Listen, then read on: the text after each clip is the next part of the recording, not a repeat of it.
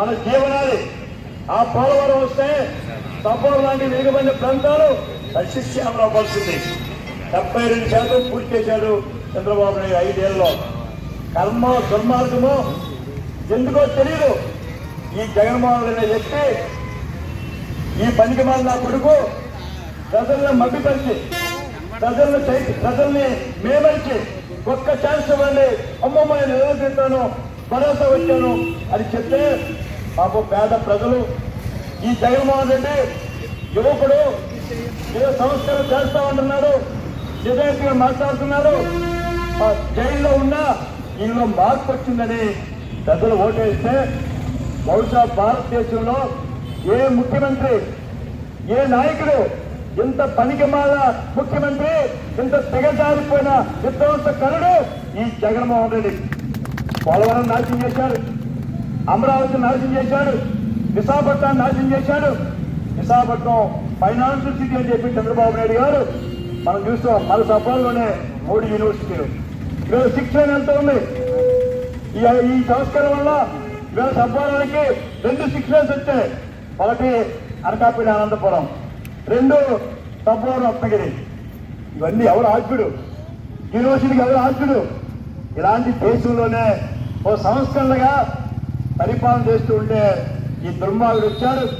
విధ్వంసం చివరకు ఎలా ఉందంటే, ఎవరైనా తన కొడుకుని కోరుకుంటారు. కొడుకు దుర్మార్గుడైన తల్లి గౌరవిస్తుంది తన సంతతి గనక, తండ్రి గౌరవిస్తాడు. కానీ ఇవాళ జగన్మోహన్ రెడ్డిని చీకొడుతుంది ఎవరండి? రోజును ఎవరు? వైకాపా నాయకుడు. రోజు కూడా వస్తున్నారు. ఇవాళ సుధాకర్, మన బాలసౌరి, మన పార్థసారథి, నేను ఎవరెవరో పవన్ కుమార్ అంతగా తాళేపల్లి వచ్చి ఇంత పనిమాలని పనిచేసామని చెప్పి పత్రిక చెప్తూ ఉన్నారు. ఎవరు చెప్తారండి? పార్టీ వాడు.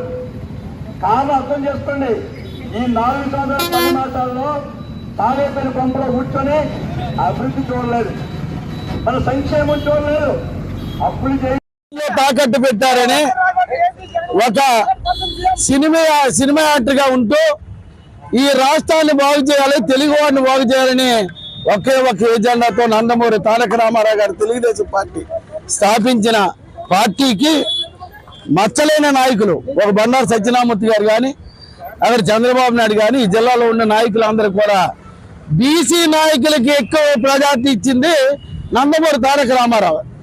ఏదైతే ఎంప్లాయీస్ నుంచి కానీ బాగా చదువుకున్న వాళ్ళు తీసుకొచ్చింది నందమూరి తారక రామారావు.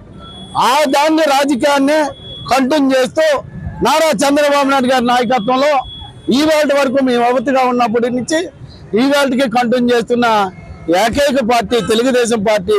మా నాయకుడు క్రీస్తులు ఎన్టీ రామారావు గారు పెట్టిన భిక్ష.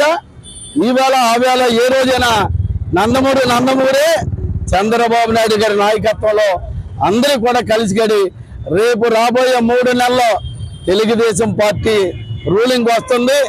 వీళ్ళు ఏదైతే ఉందో సిబిఐలో కూడా ఇవాళ రిపోర్ట్ చూసాం.